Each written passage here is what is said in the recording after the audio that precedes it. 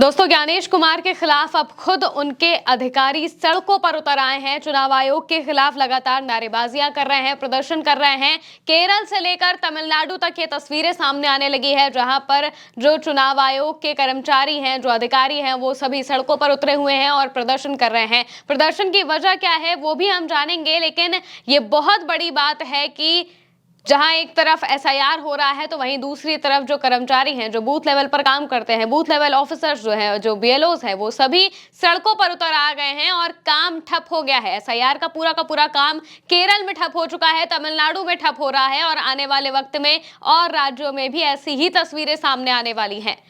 दरअसल ये पूरा मामला शुरू होता है केरल से। केरल में एक 44 साल के बीएलओ होते हैं जिनका नाम अनीश जॉर्ज बताया जा रहा है। 44 साल उनकी उम्र होती है, लेकिन चुनाव आयोग की तरफ से उन पर इतना प्रेशर डाला जाता है काम का, एसआईआर को लेकर सबसे ज्यादा प्रेशर डाला होता है कि आखिरकार वो अपनी जान ले लेते हैं, खुदकुशी कर लेते हैं। और इसी के बाद जो बीएलओज हैं उन्होंने धरना देना शुरू कर दिया और पूरा का पूरा काम केरल में ठप कर दिया गया है। कोई भी काम एसआईआर को लेकर, बीएलओ को लेकर केरल में इस वक्त नहीं हो रहा है, क्योंकि एक बड़े लेवल पर लगातार प्रदर्शन बढ़ता जा रहा है। और जैसे ही केरल में ये चीज सामने आती है तो बगल का जो राज्य है तमिलनाडु से भी ऐसा ही कुछ मामला निकलकर सामने आता है। तमिलनाडु में भी जो बीएलओज हैं उन्होंने काम करने से मना कर दिया है और अलग अलग रीजंस इसके सामने आ रहे हैं। सबसे पहले हम पहले मामले की बात कर लेते हैं। केरल को लेकर अगर हम बात करें तो कन्नूर के रहने वाले थे अनीश जॉर्ज, जिन्होंने खुदकुशी कर ली, आत्महत्या कर ली।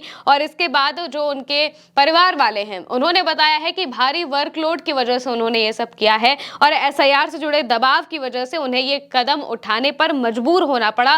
जाहिर सी बात है, काफी ज्यादा प्रेशर बनाया जा रहा है, सिर्फ केरल में ही नहीं बल्कि पूरे देश में हम ऐसा देख रहे हैं कि एसआईआर को जल्द से जल्द कराने के लिए जो लास्ट डेट है वो भी दे दी गई है। और इसी वजह से जो बीएलओज हैं वो काफी परेशान हो चुके हैं। पूरा दिन उन्हें काम करना पड़ रहा है और वर्कलोड इतना ज्यादा बढ़ चुका है कि अब लगातार ऐसी तस्वीरें सामने आ रही हैं कि जो बीएलओज हैं वो आत्महत्या कर रहे हैं और इसी वजह से केरल में हमें ये चीज देखने को मिली। अनीश जॉर्ज के पोस्टमार्टम के बाद उनका शव परिवार को सौंप दिया गया है। वहीं परिजनों ने दोहराया है कि एसआईआर से जुड़ा भारी दबाव उनकी मौत की वजह बना है, बड़ी वजह बना है। उनके साले सैजू ने बताया कि अनीश को ठीक से खाना और नींद तक की मोहलत नहीं मिलती थी। वरिष्ठ अधिकारी लगातार फोन कर अपडेट मांगते रहते थे। कई बार पिता ने उनसे कहा कि नौकरी चली भी जाए तो चिंता ना करें, लेकिन अनीश पर बोझ बढ़ता गया और इसी वजह से उन्होंने आत्महत्या कर ली। और जैसे ही आत्महत्या की जाती है, उसकी जब तस्वीरें सामने आती, जब खबर सामने आती है और पता चलता है कि एसआईआर की वजह से, वर्कलोड की वजह से उन्होंने ऐसा किया है, तो इसीलिए जो बीएलओज हैं वो अब पूरे तौर पर सामने आ जाते हैं और सीधे वो कहते हैं कि अब कोई काम मौजूदा वक्त में नहीं होगा।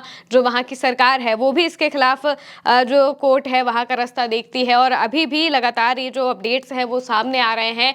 और तमिलनाडु में भी बिल्कुल यही चीजें देखने को मिल रही हैं। तमिलनाडु में भी केरल के बाद अब प्रदर्शन शुरू हो चुके हैं और ये प्रदर्शन धीरे धीरे बढ़ता चला जा रहा है। तमिलनाडु में भी जो बॉयकॉट हुआ है उसमें भी जो अलग अलग बातें हैं वो सामने आ रही हैं। जो तमिलनाडु के बीएलओ हैं उन्होंने तहसीलदार के लेवल तक के अधिकारियों ने ये बॉयकॉट किया है, बॉयकॉट का ऐलान कर दिया है। और जो तमिलनाडु के कार्यकर्ता हैं उनका कहना है कि राजस्व कर्मचारी संघों के संगठन है जो, उन्होंने कहा है कि वर्कलोड कम, लोग टाइम लिमिट का दबाव और अधूरी ट्रेनिंग और मेहनताने के विरोध में प्रदर्शन कर रहे हैं और ये प्रदर्शन धीरे धीरे बाकी के राज्यों में भी हमें देखने को मिलेगा। वहीं केरल की जो सरकार है वहां उन्होंने स्थानीय निकाय चुनाव पूरे होने तक एसआईआर स्थगित करने की मांग करते हुए सुप्रीम कोर्ट का दरवाजा खटखटाया है।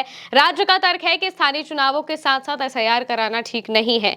चुनाव आयोग के मुताबिक 12 राज्यों यूटी में अब तक 50.11 करोड़ फॉर्म बांटे जा चुके हैं। 98.32% वोटर्स तक फॉर्म पहुंच गए हैं, यानी कि बहुत कम वक्त बचा है। और इस बीच ये जब खबर सामने आती है कि केरल में जो खुद अधिकारी हैं वो उस चुनाव आयोग के खिलाफ हो गए हैं, पूरे तौर पर उन्होंने सड़कों पर मोर्चा खोल दिया है चुनाव आयोग के खिलाफ और उनकी मांग सीधी सी है कि उन्हें पर्याप्त समय दिया जाए। इतनी भी जल्दी क्या है एसआईआर कराने की? ये सवाल हर किसी के मन में है कि आखिर एसआईआर की प्रक्रिया पूरी करने की इतनी क्या जल्दी है? आराम से भी हो सकता है, महीने, 1.5 महीने, 2 महीने का वक्त लिया जा सकता है, लेकिन जानबूझकर जो कर्मचारी हैं उन पर दबाव बनाया जा रहा है और दबाव बनाकर जल्द से जल्द अपने मन मुताबिक जो लिस्ट है वो तैयार करने की जो कवायद है वो भी की जा रही है, ऐसे आरोप लग रहे हैं। वहीं अब कांग्रेस 12 राज्यों में प्रदर्शन करने की जो अपनी पूरी मीटिंग है वो कर रही है कि वो 12 राज्यों में प्रदर्शन करेंगे। ये 12 राज्य वही हैं जहां पर स्पेशली अभी एसआईआर कराने की बात कही गई है, यानी कि वहां पर एसआईआर की प्रक्रिया पूरी होनी है, जिसमें उत्तर प्रदेश है, जिसमें पश्चिम बंगाल है, जिसमें केरल है, तमिलनाडु है। और इसी वजह से वहां के जो कार्यकर्ता हैं, जो कर्मचारी हैं चुनाव आयोग के, उन्होंने मोर्चा खोल दिया है, सड़कों पर उतर आए हैं और लगातार एक ही बात कह रहे हैं कि अभी वो इस तरह से काम नहीं कर सकते हैं। लगातार उन पर दबाव बनाया जा रहा है। जो अधिकारी है वो फोन किया करते हैं और इसी वजह से एक व्यक्ति की जान भी जा चुकी है, जो कि बीएलओ थे, काम कर रहे थे और काम की वजह से ही उनकी जान गई है, एसआईआर की वजह से ही उनकी जान गई है। और इसी वजह से लगातार हम ये प्रदर्शन देख रहे हैं। केरल के बाद तमिलनाडु में प्रदर्शन शुरू हुए हैं। आने वाले वक्त में और राज्यों में भी हम ऐसी तस्वीरें देख सकते हैं जहां पर चुनाव आयोग के खिलाफ प्रदर्शन होने लगे। और जब चुनाव आयोग के खिलाफ प्रदर्शन होने लगे तो ये समझने वाली बात है कि आखिर देश की लोकतांत्रिक संस्था मानी जाती है चुनाव आयोग, बिल्कुल स्वतंत्र संस्था है, लेकिन उसके खिलाफ प्रदर्शन होना, और इसकी वजह साफ है कि लगातार हम जो आरोप लग रहे हैं ज्ञानेश कुमार पर, लगातार जो आरोप लग रहे हैं चुनाव आयोग पर, भले ही बिहार में चुनाव हो चुके हैं लेकिन आरोप अब भी वही है। अब भी आरोप वही है कि एसआईआर की वजह से ही बिहार में बीजेपी जीती है, वरना उन इलाकों में बीजेपी का जीतना जहां पर पिछली बार वो अच्छे अंतरों से हारी थी, वहां पर जीतना बहुत सवाल खड़े करता है। और इसी वजह से हम ये प्रदर्शन भी देख रहे हैं। अब इन प्रदर्शनों में कांग्रेस भी जुड़ने वाली है, अलग अलग राज्यों में प्रदर्शन होने वाले हैं, यानी कि अब ये मामला धीरे धीरे और बड़ा होने वाला है। देखना होगा कि आगे क्या होता है। फिलहाल के लिए मेरे साथ इस खबर में इतना ही। आप देखते रहिए उल्टा चश्मा यूसी।